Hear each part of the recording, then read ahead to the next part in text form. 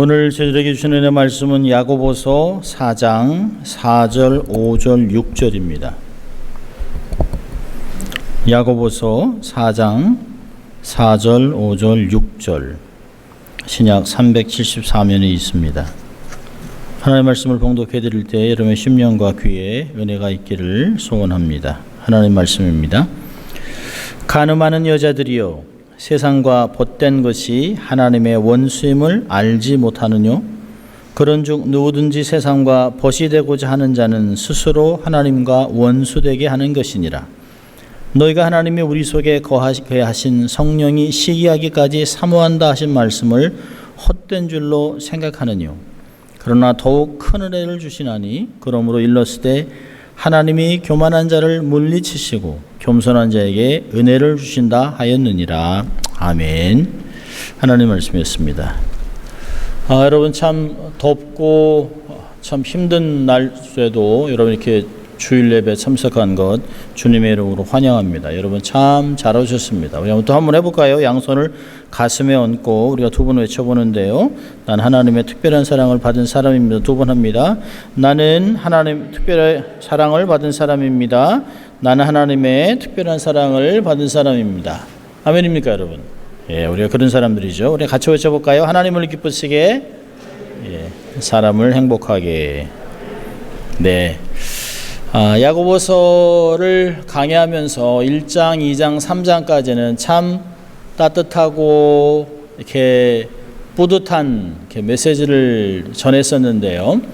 4장으로 들으면서부터 야고보서가 정말 성도들에게 전하고 싶었던 그들의 삶에 갖고 있는 문제들을 적나라하게 지적하면서 마음은 참 무겁습니다. 설교를 전한 저도 이 4장 그냥 휙 지나갔으면 좋겠다 하는 생각을 가끔 할 때가 있습니다. 더군다나 또 내용이 굉장히 컴팩트되고 딱딱하고 어떤 면에서는 가슴을 찌르는 말씀들이기 때문에 아프고 힘들 수 있습니다.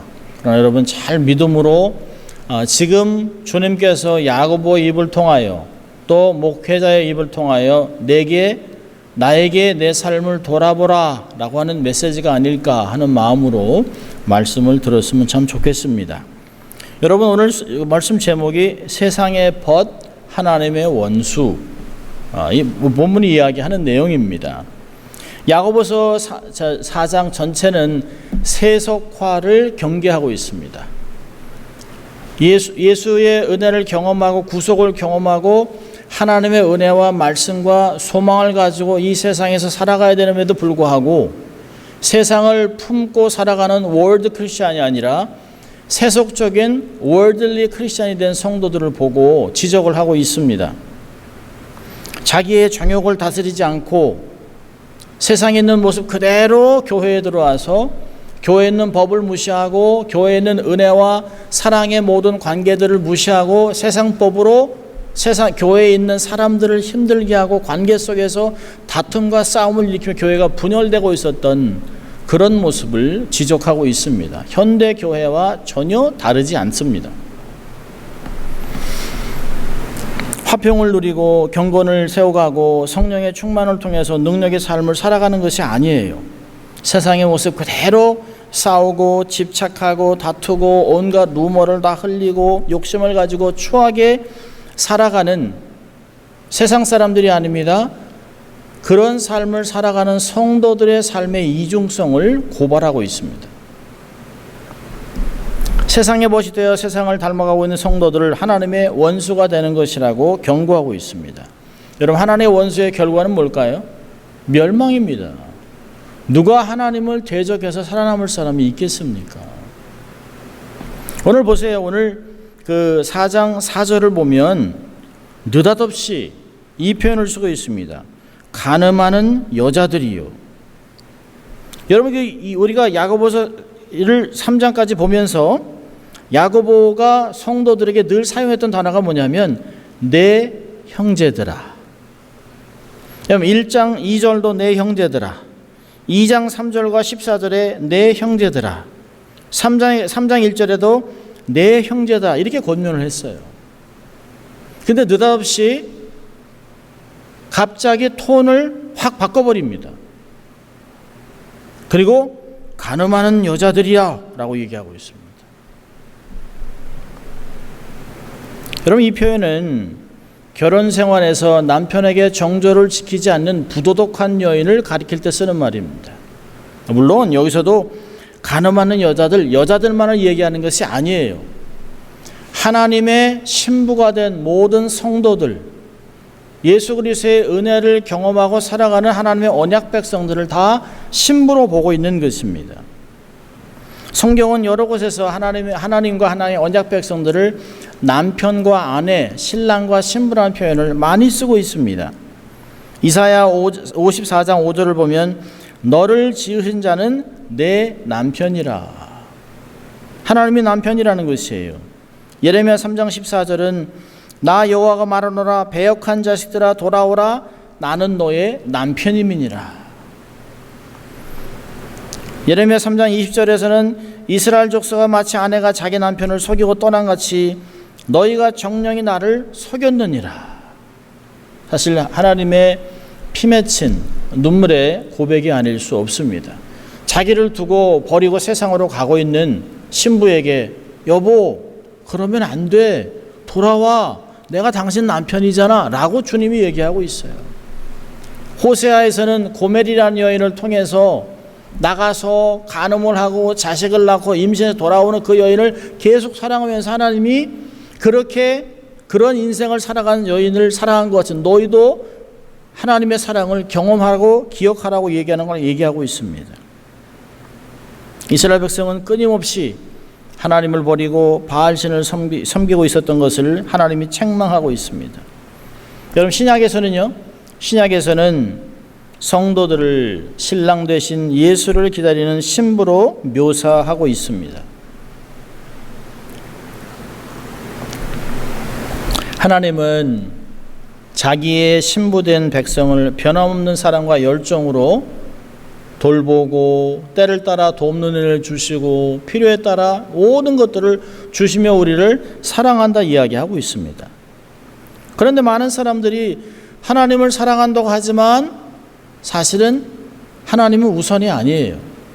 돈을 더 사랑하고 자식을 더 사랑하고 세상을 더 사랑하고 있는 모습이 우리의 현실임을 고백할 수 있습니다.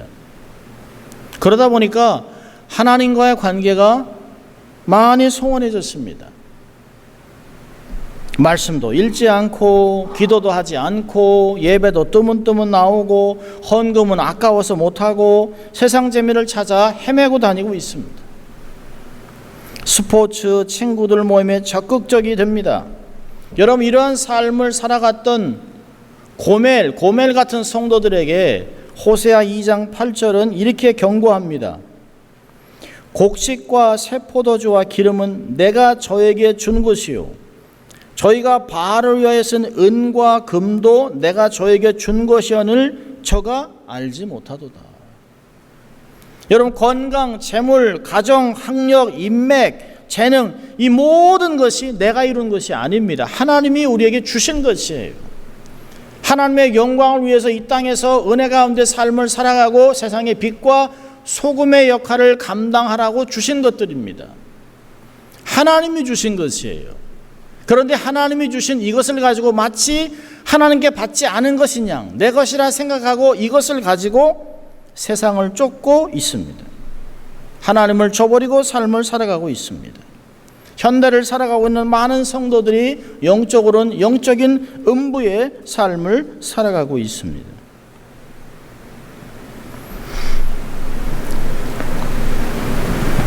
야고보는 야고보 서신을 받고 있는 모든 흩어져 있는 유대인 성도들에게 간음하는 여자들이여 라고 얘기한 후에 너희가 세상과 벗된 것이 하나님의 원수임을 알지 못하느냐? 그런 중 누구든지 세상과 벗이 되고자 하는 자는 스스로 하나님과 원수되게 하는 것이니라. 2번이나 반복하고 있어요. 그렇게 살면 하나님과 원수가 되는 것이라고 얘기하고 있습니다. 하나님을 대적하는 세상과 벗이 되면 하나님의 원수가 되는 것이에요. 여러분, 성도들은 세상에서 살아가지만 결코 세상에 속해 있으면 안 돼요. 세상을 쫓아가면 안 돼요. 세상을 사랑하면 안 됩니다. 세상을 닮아가려고 하면 안 돼요. 오히려 세상을 다스리고 섬기는 삶을 살아야 합니다.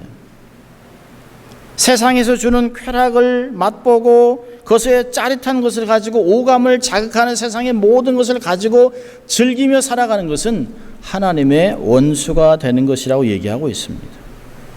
여러분, 누구도 장사가 없어요. 목회자도 선교사도 중직자도 젊은 사람도 나이 많은 사람도 남자도 여자도 어린아이도 누구도 장사가 없습니다. 사단은 알아요. 우리의 약점을 너무 정확하게 알고 있습니다. 어디를 찌르면 순식간에 무너지는 것을 너무 잘 알고 있습니다. 무엇을 던져주면 넙석 받을지 너무너무 잘 알고 있습니다. 사단은 각 사람들이 좋아하는, 각 사람들이 미치도록 집착하고 있는 그것들을 미끼로 사용해서 우리에게 계속 던지는 것이에요. 놀란 것은 낚시꾼들이 늘 얘기하잖아요. 낚시를 하다가 어느 정도 이렇게 자기가 직접 생선을 먹을 것이 아니기 때문에 잡아가지고 이렇게 빼서 다시 던질 때 보면 상처가 여러 군데 있다는 거예요. 이미 여러 번 잡혔다가 놔졌는데 생명이 왔다 갔다 하는데도 또 그걸 못 버리는 것이에요. 그러다 결국은 털썩 잡혀서 남의 식당에 올라가는 것이죠. 그 작은 것, 세상에 그렇게 먹을 것이 많은데, 그렇게 누릴 것이 많은데 불구하고 낚시꾼이 던진 그 미끼 하나를 덥석 무는 것이에요. 우리가 보고 아유 이 어리석은 이 생선라고 하지만 우리가 별로 다르지 않아요. 하나님, 내가 이렇게 안 하기로 했는데요, 사실은 정말 안 하려고 했는데 상처투성인 자기의 인생을 보게 됩니다. 여러분, 우리가 스스로의 내면을 지키지 않으면 언제든지 세상으로 돌아갈 수 있어요. 사도 바울을 쫓았던 데마도 세상을 사랑해서 자기의 스승인 바울과 주님인 예수 그리스도를 버리고 세상으로 떠났다고 디모데후서 4장 10절은 얘기합니다. 데마도 세상으로 갔다라고 바울이 얘기하면 얼마나 마음이 아팠을까요? 돈 버는 재미로 주일 성수를 범하고 하나님과 소원해지면 무슨 복을 받기를 원하십니까? 세상 재미로 말씀을 멀리하고 기도도 하지 않으면서 무엇을 얻기를 바랍니까? 기도하지 않고도 살아가는 게 기적인 것이에요. 숨을 쉬지 않고 하나님과 연결되지 않은 상태에서 숨이 끊어져 가는데도 살아있는 게, 이게 살아있는 게 아니라는 것이에요. 야고보는 얘기합니다. 얻기를 생각지도 말라. 그러면서 강한 메시지를 던지면서 야고보는 얘기합니다. 회개를 촉구하기 위해서 가늠하는 여인들이여, 하나님의 원수된 너희들이여, 회개하라, 돌아와라, 이렇게 이야기하고 있는 직격탄을 날리고 있습니다. 여러분, 히브리서 10장 31절은 이렇게 얘기합니다. 살아계신 하나님의 손에 빠져들어가는 것이 무서울진저. 얼마나 무섭냐는 것이에요. 여러분, 이렇게 삶을 살아가는 우리를 보시는 하나님의 마음은 어떨까요? 여러분, 5절 우리 한번 같이 읽습니다. 너희가 하나님이 우리 속에 거하게 하신 성령이 시기하기까지 사모한다 하신 말씀을 헛된 줄로 생각하느뇨. 여러분, 하나님의 마음은 새카맣게 썩어 들어갑니다. 시커멓게 멍들어 있어요. 마치 썩은 고목나무같이 우리의 이런 모습 때문에 간음하는 여인들같이 세상과 짝하고 하나님의 원수로 살아가고 있는 우리를 보고 하나님의 가슴에 멍들고 있습니다. 성한 것이 없어요. 마치 자식을 결코 포기할 수 없는 부모의 마음, 망나니 같은 자식이 언제 철들어서 돌아올까 끊임없이 눈물로 기다리고 탄식하고 있는 아버지의 마음이 바로 하나님의 마음이라는 것이. 누가복음 15장에는 집 나간 탕자를, 세월이 얼마나 지났는지 모르지만 아마 불 켜놓고 문 열어놓고, 이스라엘은 대개가 마을들이 산에 있습니다. 그러니까 산 꼭대기에서 누가 오는 걸 멀리 늘 보는 것이에요. 이제나 어제나 아들이 올까. 그 당시 문화에서는 아버지가 돌아가지도 않은데 유산을 갖고 집을 떠난 자식을 그 동네에서 돌아오면 돌로 쳐 죽일 수 있습니다. 여러분, 아버지가 급히 달려가서 아들을 껴난 이유가 뭘까요? 오래전에 설계했습니다마는 그 아들이 마을에 들어오다가 동네 사람들한테 돌에 맞아 죽을 수도 있기 때문에 아버지가 달려가서 화해를 하는 거예요. 먼저 잘 돌아왔다, 내 아들이 살아 돌아왔다 가서 제스처를 취하는 거죠. 내 아들이다. 그게 아버지의 마음입니다. 야고보 사도가 얘기합니다. 성령님이 우리 안에 계시면서 탄식하며 기도한다는 것이 시기하기까지. 여러분, 왜 시기할까요? 너무 사랑하기 때문에, 너무 기대감이 크기 때문에, 너무 모든 것을 주었기 때문에, 모든 것을 하나님이 올빵을 하셨어요. 올인하셨어요. 우리의 삶에 예수 그리스도를 주셨습니다. 최고의 것을 주셨어요. 얼마나 기대하는 게 많겠습니까? 하나님이 거룩한 질투를 하시는 것이에요. 하나님을 향한 일편단심이 무너지는 그 순간부터 하나님은 거룩한 질투를 시작하십니다. 각 사람마다 하나님이 놀라운 계획을 갖고 있는데 동행하고 싶은데 거부하고 세상으로 가면 하나님이 질투하시는 것이에요. 자, 6절을 보면 그냥 질투로 끝나나요? 아닙니다. 6절 같이 읽습니다. 그러나 더욱 큰 은혜를 주시나니 그러므로 일렀을 때 하나님이 교만한 자를 물리치시고 겸손한 자에게 은혜를 주신다 하였느니라. 그러면 우리는 어떻게 살아야 합니까? 하나님 우리의 연약함을 너무너무 잘 알고 있기 때문에 언제 실족하고 언제 넘어지고 언제 무너지는지 너무 잘 알고 있기 때문에 그것을 감당할 수 있도록 하나님이 더 큰 은혜를 주신다는 것이에요. 우리가 실족하고 떠나도 하나님은 절대로 우리를 버리지 않습니다. 자식은 부모를 버려도 부모는 자식을 버리지 않습니다. 여러분, 고려장이 왜 끝났나요? 자식들이 전통으로 인해서 고려장으로 자기의 늙은 부모님을 모시기 싫으니까 지게에 메고 산속에 버리러 가는데 어머니가 가지를 뚝뚝 꺾으면서 아들에게 얘기합니다. 길 잃지 말고 집 잘 찾아 돌아가거라. 여러분, 부모는 자식을 못 버립니다.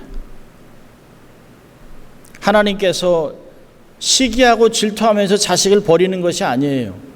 실족하면 다시 일으키고 부족하면 또 세우고 격려하고 넘치는 은혜, 날마다 새로운 은혜, 딸을 따라 돕는 은혜, 그런 것들을 계속 주신다는 것이에요. 어제 은혜보다 훨씬 더 많고 넓은 깊은 은혜를 주신다는 것이에요. 여러분, 우리가 아무리 실족해도 완전히 타락하지 않는 이유는 하나님이 더 큰 은혜를 주시기 때문인 줄 믿습니다. 내가 설사 하나님의 은혜를 무시해도 화해의 제스처를 저버려도 하나님은 더 많은 은혜를 주세요. 자, 그런데 오늘 6절을 보면 그 엄청난 은혜를 아무한테나 주는 것이 아니라는 것이, 교만하지 않고 겸손한 자에게만 부어주시는 것이에요. 하나님이 교만한 자를 물리치시고 겸손한 자에게 은혜를 주신다 하였느니라. 그럼 두 가지의 삶을 볼 수 있어요. 하나는 교만합니다. 교만한 사람의 특징은 하나님을 찾지 않습니다. 하나님이 필요하지 않아요. 기도하지 않습니다. 말씀 보지 않습니다. 기도를 해도 바리새인 같은 기도를 합니다. 절대 기도가 응답되지 않습니다. 하나님은 교만한 자를 미워하시고 낮추시고 대적하시고 그 집을 허물어 버리신다고 하나님이 말씀하셨습니다. 여러분, 우리가 사람들 앞에서 교만하고 거만해도 얼마나 사람들이 싫어합니까? 욕을 먹죠. 앞에서는 할 수 없이 그 사람이 힘이 있으니까, 그 사람이 어떤 영향력이 있으니까 내내 하지만 돌아가서는 침 뱉고 욕하는 것이에요. 자기가 처음부터 그랬어? 라고 얘기하지 않습니까? 잠언서 21장 24절은 무례하고 교만한 자를 이름하여 망령된 자라 하나니 이는 넘치는 교만으로 행함이라. 이걸 요새 쉬운 말로 하면 미친놈이라고 그러는 거예요. 광인. 사람 앞에서, 하나님 앞에서, 꿈속에서도 하나님 앞에서 우리는 교만한 마음을 품으면 안 돼요. 교만은 악의 뿌리입니다. 잠언서 16장 18절은 패망의 선봉이라고 얘기합니다. 여러분, 프랑스 사람들이 가장 아주 자랑스러워하는 사람이 나폴레옹입니다. 한때 세계를 제패했던 그런 대단한 사람이에요. 유럽을 순식간에 정복하고 기세를 몰아서 러시아까지 진격하려고 할 때 있었던 일입니다. 출정 전날 그는 한 귀족 부인에게 승리의 확신을 갖고 자신의 계획을 자세히 설명했습니다. 듣고 있던 부인이 조용히 인간이 계획하나 이루시는 분은 하나님이세요 라고 조용히 말했습니다. 그러자 나폴레옹은 껄껄 웃으면서 부인, 이 모든 것은 제가 계획하고 제가 다 이룰 것입니다 라고 고만하게 말했습니다. 그러나 몇 달 후 나폴레옹은 전쟁에서 패하고 1810년 퇴위돼서 엘바섬에 유배되고 말았습니다. 여러분, 교만한 사람은 잠시 번창하는 것 같지만 금방 시들어 버립니다. 역사에서 사라집니다. 여러분, 그 고대 근동 지방에서 아주 대단했던 나라들, 아수르, 바벨론, 이런 나라들은 다 사라져 버렸습니다. 여러분, 아돌프 히틀러가 제3국을 만든다고 이 천년 만년까지 갈 나라를 세우겠다고 했어요. 그런데 12년밖에 지나지 않았습니다. 그리고 그는 권총으로 자살을 해버렸습니다. 남미의 군부 독재, 소련 공산당, 사담 후세인도 일시 동안 독재를 휘둘렀을 뿐이에요. 여러분, 교만의 극치는 반드시 망하게 되어 있습니다. 왜요? 하나님이 대적하기 때문에. 하나님을 원수로 두고 누가 살아날 수가 있겠습니까? 그래서 성경은 얘기하잖아요. 하나님께 가까이 하라. 그게 우리의 복이라 얘기하고 있습니다. 하늘에서 땅에서 내가 의지할 분은 누구일꼬? 하나님밖에 한 분밖에 없다라고 시편 73편은 이야기하고 있습니다. 교만한 사람은 하나님이 대적합니다. 자, 그런데 겸손한 사람은 은혜를 주신다는 것이에요. 여러분, 겸손은 존귀한 삶의 전주고입니다. 우리의 삶에 은혜가 들어오는 것이 겸손입니다. 겸손은 우리의 삶에 문을 여는 것이, 하나님의 은혜가 물 붓듯이 부어질 수 있도록 우리의 삶을 여는 것입니다. 겸손은 하나님의 놀라운 은혜와 능력을 경험할 수 있는 키예요. 이 키를 갖고 있는 사람은 형통을 경험하게 됩니다. 여러분, 하나님 우리 모두가 하나님의 복을 누리기를 원하세요. 풍성한 약속을 다 받아 누리기를 원하고 있습니다. 그런데 교만해서 너희의 죄가, 너희의 교만이 하나님께로부터는 온갖 좋은 것들을 막았다, 거부했다라고 시편은 이야기하고 있습니다. 하나님이 주시겠다고 하는데 문을 다 닫아버려요. 하나님은 교만한 자에게 절대 하나님의 은혜를 주시지 않습니다. 그런데 하나님이 우리에게 은혜를 주시기 위해서 우리를 낮추실 때가 있습니다. 우리의 건강을 무너뜨려서라도, 재물을 빼앗아 가서라도, 우리의 삶의 어떤 것들을 통해서라도 갑자기 건강 관계가 깨지고 아픔과 손해와 고통의 아픔을 겪으면서 내가 너무 교만했구나. 내가 하나님께 너무 멀리 갔었구나. 최근 페이스북에 정말 그 하드락, 메탈, 이렇게 음악을 했던 사람이 예수께 돌아왔다는 거 보고 깜짝 놀랐습니다. 그런데 그 사람의 아버지가 목사였어요. 그 사람의 할아버지가 전도자였습니다. 자기는 어려서부터 교회에서 자랐어요. 그런데 교회가 싫어서 멀리 끝까지 갔다가 죽기까지 경험을 하고서 다시 교회로 돌아왔습니다. 하나님이 그를 살리기 위해서, 저는 보면서 그 사람의 행한 걸 보면서 죽어도 싼데, 그런데요, 할아버지가 심은 기도, 아버지가 심어놓은 기도가 역사를 하는 것이에요. 여러분, 기도는 애누리가 없습니다. 우리의 자식이 아무리 멀리 가도 하나님 앞에 애간장에 녹으면서 눈물로 기도한 부모의 기도는 반드시 응답되게 되어 있습니다. 그 영혼을 하나님이 그냥 두지 않습니다.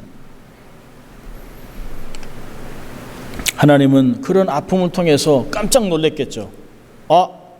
여러분, 사람이 죽음에 임박하면 자기의 인생의 깊은 곳에 오래전에 경험했던 은혜를 기억합니다.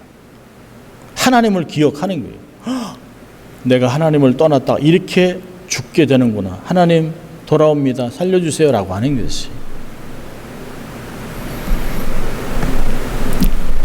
그런 물이 높은 곳에서부터 낮은 곳으로 흐르듯이 하나님의 은혜는 마음이 낮은 겸손한 사람에게 흐릅니다.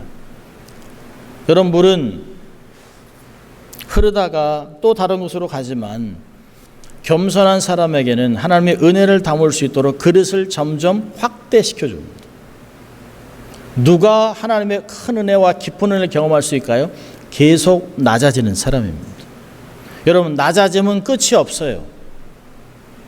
낮아지는 순간 하나님은 계속 우리의 마음의 깊이를 넓게 하고 저수지같이 해서 이 안에 꿈을 키워주시는 하나님인 것을 믿을 수 있습니다.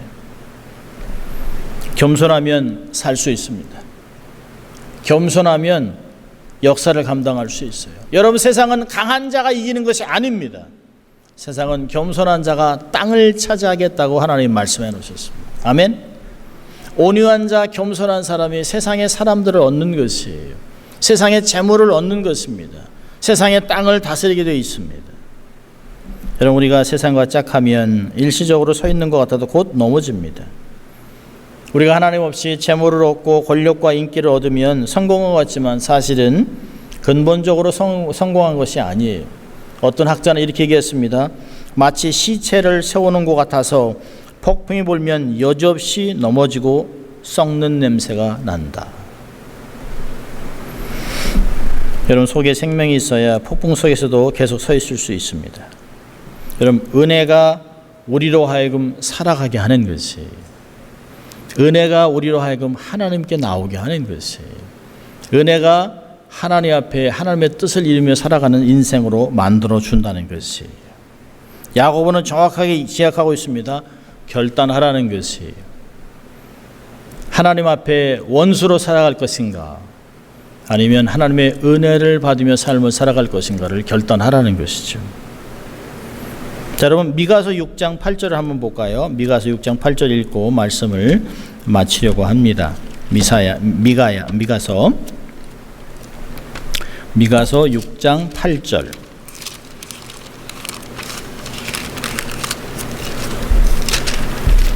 장 8절 1295페이지입니다. 미가서 6장 8절. 하나님이 우리에게 구하시는 것, 요구하는 것, 그걸 정확하게 세 가지를 우리에게 가르쳐주고 있습니다. 미가서 6장 8절 한번 찾으셔서 같이 읽습니다. 사람아, 주께서 선한 것이 무엇임을 내게 보이셨나니 여호와께서 내게 구하시는 것이 오직 공의를 행하며 인자를 사랑하며 겸손히 내 하나님과 함께 행하는 것이 아니냐. 그렇습니다. 하나님이 요구하는 것, 핵심이 뭘까요? 마음을 드리는 것이, 하나님께 올인하는 것이, 그리고 겸손하게 낮은 자세를 취하는 것입니다. 그러면 하나님이 원하시는 것들을 감당할 것이에요. 그런 사람을 하나님이 내 마음에 합한 자라고 부르실 것입니다. 그런 사람을 통해 하나님은 역사를 이루어 가실 것이에요. 오늘도 하나님 앞에 겸손하게 하나님의 은혜를 가지고 하나님의 역사를 감당한 여러분 될 수 있기를 주의 이름으로 축원합니다. 기도하겠습니다. 하나님 아버지, 감사합니다. 오늘도 저희들을 예배자로 초청해 주시고 하나님의 사람으로 이 땅에서 어떻게 살아갈 것인가를 다시 한번 권면해 주신 것 감사합니다. 어떤 모양에서도 어떤 것을 가지고 절대로 교만하지 않게 하시고 하나님 앞에 겸손해서 하나님의 뜻을 이루며 하나님 말씀대로 삶의 현장에서 교회에서 살아가는 저희들 될 수 있도록 하나님 축복하여 주시옵소서. 감사하고 예수님 이름으로 기도합니다. 아멘. 우리 함께